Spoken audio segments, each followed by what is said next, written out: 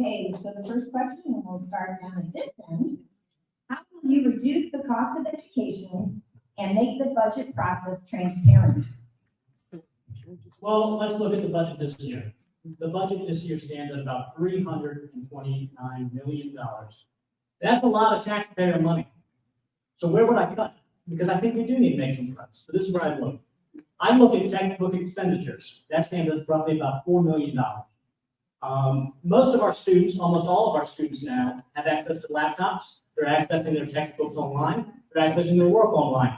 I think we can save a couple $1 million there. But wait, I also think that we need to take a look at plant operational costs.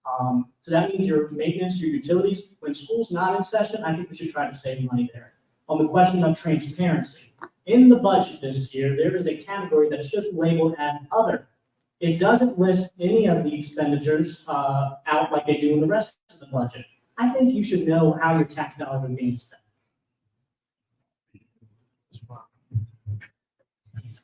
So the budget for me, before I say what I would cut, I need to talk to the superintendent, and I have a scheduled meeting with him this week.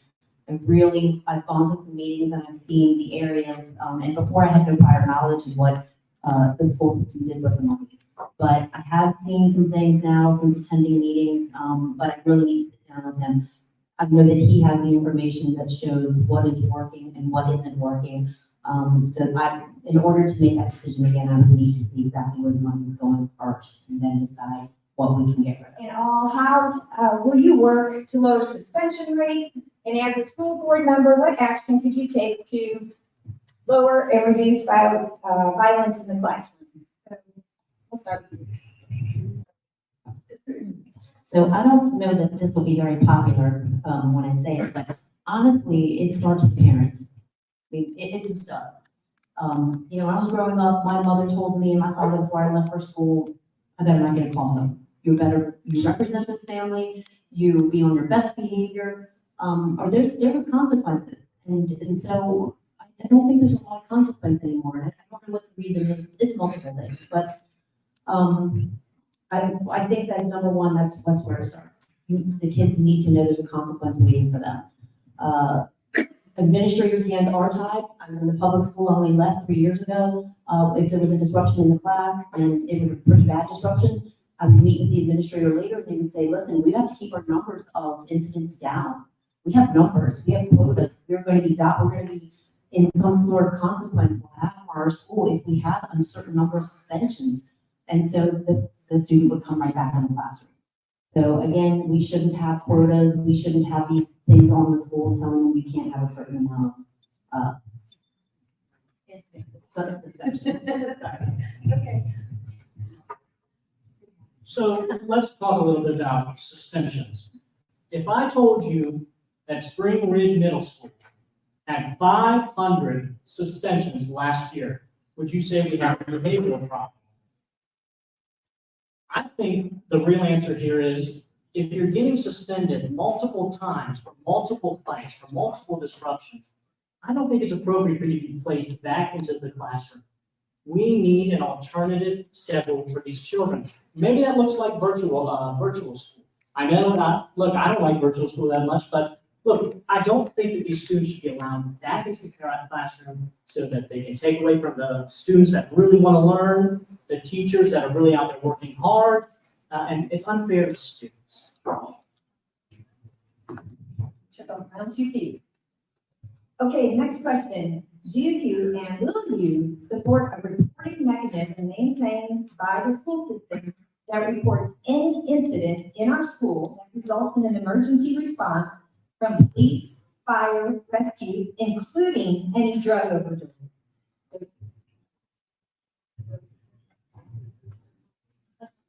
I 100% do support that parents are notified, a reporting system, I do. However, I think that the initial message sent out should be, listen, there's no need to panic, we have things under control. An incident occurred today, and it is under investigation, but everything is secure, there's nothing to worry about. Until the investigation is finished, it's completed, I don't believe statistics should be given out because it's just, look at the world that we live in, let's be honest. People panic, things get distorted, but yes, I do believe we should be informed that something happened, but just put parents and the community's mind at ease by saying everything's under control. I think this goes back to transparency. And when a violent incident or an incident of concern happens at your child's school, as a parent, you deserve to know about it. You should know about it first. So yes, I think that's a good idea and I support it. So Ms. Brewer talked about indoctrination in the school. Candidates, do you agree with her? If you do, are the teachers and counselors the indoctrination problem, or are they following state guidance? How will you get the teachers on board? They don't start with you. So indoctrination does exist. I don't think it runs rampant in our county. I really don't. I taught in our county for some time. But I'm gonna be honest with you, as a former public school teacher, very rarely did anyone come in my classroom other than twice a year to observe me. That's the truth. Very rarely did any administrator, anyone that was in a supervisory role ever come into my classroom to see what I was saying, to see if I was even teaching curriculum unless I was due for a review. So I'm still learning what the boards, what power they have to do something in the instance that indoctrination is occurring. But I do believe that certain teachers are pushing their agenda. Yes, I do. I just don't think it's, again, running rampant in the schools. So let me say, I personally haven't seen the indoctrination. However, I understand that some parents are concerned about some of the materials that the child is reading, some of the books. I think it's a good policy for the school board to review the materials, review the books, and make an ultimate decision whether or not that's appropriate for children. Look, some books are appropriate for kids, some materials are appropriate for kids, some's not. Think about it like a movie. Some are G, some are PG, some are PG-13, some are R, some are X. So, I think we need to have just a good review policy in place. The next question is, what should the superintendent do to improve literacy rates in 2025? Well, look,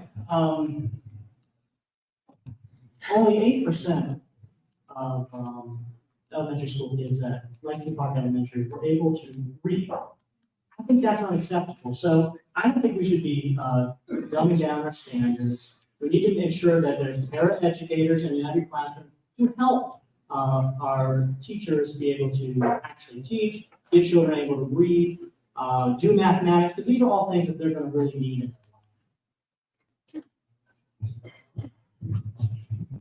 their life. So I do agree with Josh that we do need additional bodies in the classrooms, certain classrooms.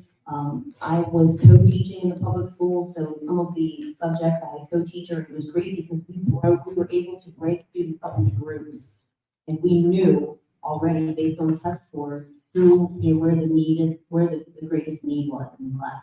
So having an extra person in the classroom, getting rid of some other things in the budget, being able to put additional bodies in there is a good way to tackle literacy issues. It's a good way to tackle any academic deficiency, is being able to work closer together in smaller groups with students. Well, can I go back to 1940? This is the last question before we move to closing statements. So we have candidates. I'd like you to address one of the following policies. Only biological girls in girls' sports. Video surveillance in classrooms so parents can see what is being taught. Or overcrowded schools and redistricting. Okay, so I'm gonna put myself out there and go with the video surveillance in classrooms. I don't know if that's how that would get passed from a legal perspective of privacy issues, but it's a really good idea because I think it would really turn some kids around. If their parents saw what they did in the classroom, they would be appalled and embarrassed to death. So I I would vote for that, to be quite honest with you, just because I think teachers need the support. And I also think that the students that are doing what they're supposed to do and abiding by the rules and generally want to learn are being greatly impacted by these disruptive students. And their education is just as important as the disruptive students. Could you repeat that? I'm sorry. Only by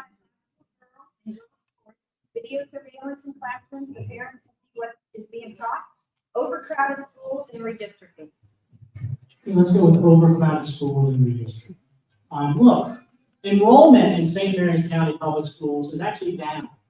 And I think that's an important thing to note when we're making budgetary decisions. Now, when it comes to redistricting, look, I don't want to redistrict people out of their district, have teachers possibly lose their jobs. But I do think when we're ultimately crafting the budget, we should be mindful of how many students are actually enrolled at SMCS. Okay, and now we will have closing statements, 2 minutes each.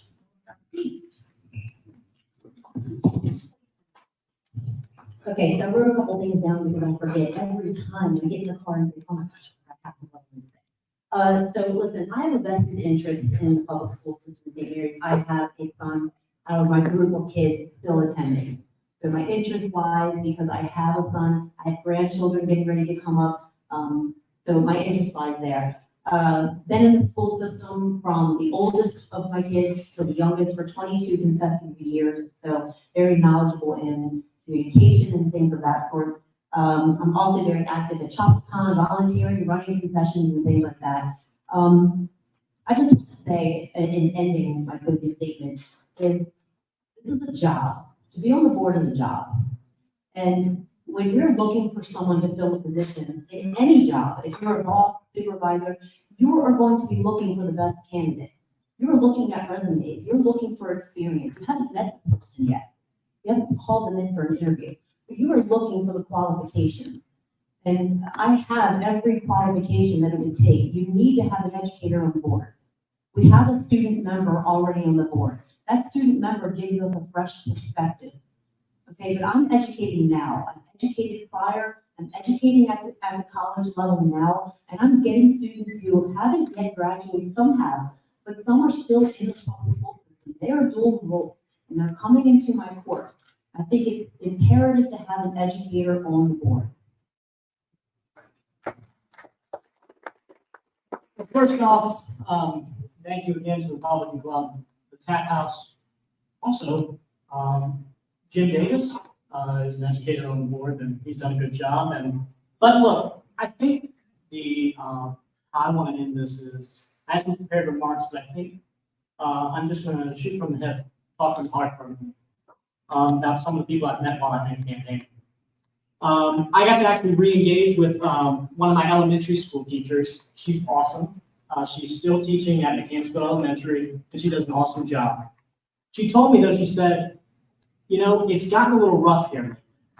I've been spat at, I've been kicked at, I've had violent fights in my classroom. She said, it's gotten so bad, I'm considering quitting. I was out fixing some of my signs down in Lexington Park because, you know, the storm loves to blow them over. And this mother came up to me and said, are you Josh Guy? I said, for better or for worse, I am the Josh Guy. And we talked a little. She said, I have a son. He's getting ready to graduate high school. But she said, but he feels like he's been pushed through. He feels like he's never had that support that he needed. He's getting ready to graduate, and he doesn't know what he's going to do. The reason I tell this, the reason I say these stories, is because that's what inspires me to run for school board. If I'm on the school board, I want to represent you. I want to help these people solve their problems. So I ask on May 14th that you vote for Josh Guy. Thank you very much.